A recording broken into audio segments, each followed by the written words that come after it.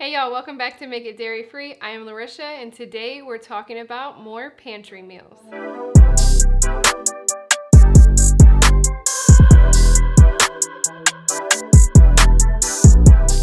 Alright y'all, here we are again with 3 more vegan quarantine pantry meals with some substitutions in case you don't have what we are going to mention in the recipes, so you don't have to stare at your pantry any longer. I mean, seriously, you have been staring between the pantry and the fridge, Facebook and Instagram for the last 3 hours and you still have no idea what you're about to make. You know I'm right.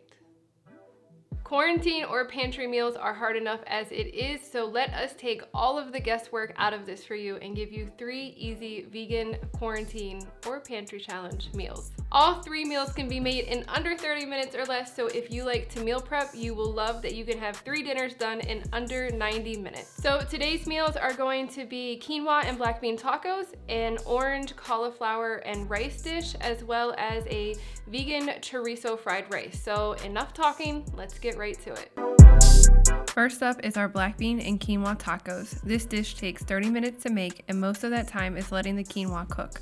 We are starting out with garlic and onions as our produce. Both of these are on our long-lasting produce list that we will link in the description. Smash the garlic to make the peels come off easier, and then you are going to mince your garlic and chop your onion. We are using a red onion to give a milder taste, and that's just what we have on hand right now, but you could use a yellow or sweet onion if that's what you have. In your skillet, over medium heat, we are going to add some vegetable stock to keep this recipe oil-free. If you are not oil-free, then you can use oil to saute your onions and garlic. The recipe also calls for an optional fresh jalapeno if you wanted to make this spicy, but we didn't have any on hand, so we're omitting that. We are going to add the onions and saute them for 3 to 4 minutes until soft, and then add in our garlic. You want to stir that around and saute your garlic with the onions until fragrant, just about a minute or so. Then we are adding our seasonings: chili powder, cumin, smoked paprika, red pepper flakes, oregano, and salt. If you don't have these on hand, another option would be to use taco seasoning. Then we are adding our tomato paste. If you don't have tomato paste, you could replace that with triple the amount of pureed tomatoes or even tomato sauce. Stir this all together as well as you can, but it's okay if you can't get all the tomato paste to break apart here. We are just toasting our seasonings a bit and adding more flavor to our dish. Then add in your rinsed and drained quinoa. Take the time here to really combine those ingredients and get the tomato paste spread throughout your dish. Then we are going to add our liquid. The recipe calls for vegetable stock, but we are adding water to show that you can make that substitution too. Add in your black beans and corn, and then you're going to stir everything together really well. If you don't have black beans, you could use pinto beans, white beans, or even chickpeas or lentils in this dish. Once you have everything stirred together well, you are going to bring it to a boil and then cover and reduce the heat to simmer. Let it simmer for about 15 minutes or until the liquid has all soaked up. Remove your lid and then carefully stir everything together. A lot of your quinoa will be on top, so you want to make sure that you stir it all together well and get it all really mixed up. Then it's time to make your tacos. Add a little bit of the mix to a tortilla shell along with any additional taco toppings that you have or like. We are using flour shells, but you could use corn tortillas, lettuce wraps, or even just eat it in a bowl along with the toppings. We are just adding some sliced avocado and cilantro, but you could add diced tomatoes, guacamole, vegan cheese, jalapenos, and more.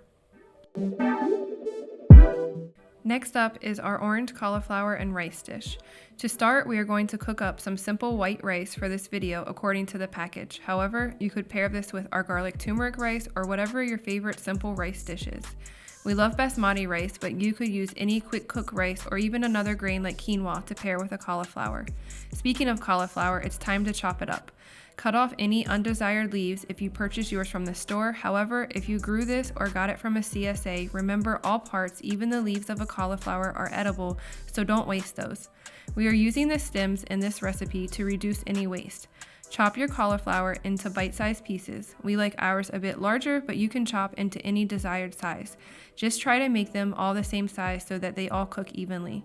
Then you are going to add your all-purpose seasoning. Our favorite is Trader Joe's 21 Seasoning Salute, but you can use any simple spice blend mix, along with some sesame oil. You could use another oil, but we love the flavor sesame oil gives. Mix everything together really well, then in a cast iron pan, add the rest of your sesame oil and saute your cauliflower for a few minutes before putting the cast iron into the oven to finish cooking. If you don't have a cast iron pan, you can saute in a skillet and then add to a baking sheet to cook in the oven. While your cauliflower is baking, let's make the orange sauce. In a small bowl, add brown sugar, garlic, soy sauce, and rice wine vinegar, orange zest, and orange juice. We are squeezing fresh juice from the orange, but you could use store-bought orange juice too. Zero waste tip would be to add the orange rinds to your garbage disposal or add to a pot with some cinnamon, nutmeg, and water on a low simmer for a delicious smell in your house all day long. Once all your sauce ingredients are in your bowl, stir it really well and make sure everything combines and make sure the brown sugar dissolves. Then you are going to add water to your cornstarch in a separate bowl with a fork or a whisk. You can sub arrowroot powder for the cornstarch. Once your cauliflower is ready, take it out of the oven. Your cauliflower should be nice and toasty with crispy bits here and there. You are going to remove it to a plate and then we are going to use the same skillet to make our sauce. Once all the cauliflower is out, put the skillet back over medium heat. We are going to start with a little bit more sesame oil and then in with the rest of our orange sauce ingredients. One reason we love using a fresh orange for the orange juice is that some of the orange flesh pieces come out when squeezing, adding a nice fresh touch. Also, add in your cornstarch mixture and stir constantly for a few minutes until thickened, and then back in with your cauliflower. Stir this together gently but really well, making sure that all of the cauliflower is well coated and soaks up most of the sauce. One thing to note, if you don't have or like cauliflower, you could do this with broccoli, chickpeas, tofu, or seitan. Feel free to get creative and top with some green onions and sesame seeds. Lastly, we have our vegan chorizo fried rice. We found some chorizo, or a Mexican style sausage, in our fridge and wanted to use it up and thought this would be the perfect fusion dish. We are going to start with some oil in our skillet, but you could also do vegetable stock like we did in the first recipe if you want. The fresh ingredients that we are using are onions and garlic, again from our long-lasting produce list, and some yellow peppers. You can do any color bell pepper you have. Peppers are great for freezing, so you always have on hand. Saute the onions and peppers until soft, about 3 to 5 minutes, and then add your garlic for another minute or so. Our seasonings for this dish are cumin and ginger. I would have preferred fresh ginger, but all we had is ground. Stir all this together, and then we are going to add the rest of our ingredients. We are crumbling our vegan chorizo, but you could just slice it if you prefer it that way. Get it as best you can with your hands, and then you can also break it up with the back of your spatula. Stir it all together, and then we are going to add in our rice. Like any traditional fried rice, it's best to use day or two old cooked and cooled rice for the best results. However, if you need to cook this rice at the start of this dinner, you could add it here. You really want to take your time and get everything well combined. I like using white rice because I can tell when it's well combined because it's no longer white anymore at the end. Add in your black beans and corn along with some soy sauce, and then you're going to give it a really good stir together and then heat everything throughout. If you wanted this spicier, you could try adding some garlic chili paste. We made this to eat by itself, but you could totally eat it with some tortilla chips if you wanted. Top it with cilantro, sesame seeds, or even a little extra soy sauce. We hope these recipes inspire you to get a little creative with what you have in your pantry. Leave a comment below and let us know what you're making from your pantry or which meal you try first. Make sure to check out our other quarantine and pantry meal idea videos and posts on our site. Make sure you give this video a like and subscribe if you aren't already. Stay safe and we'll see you soon.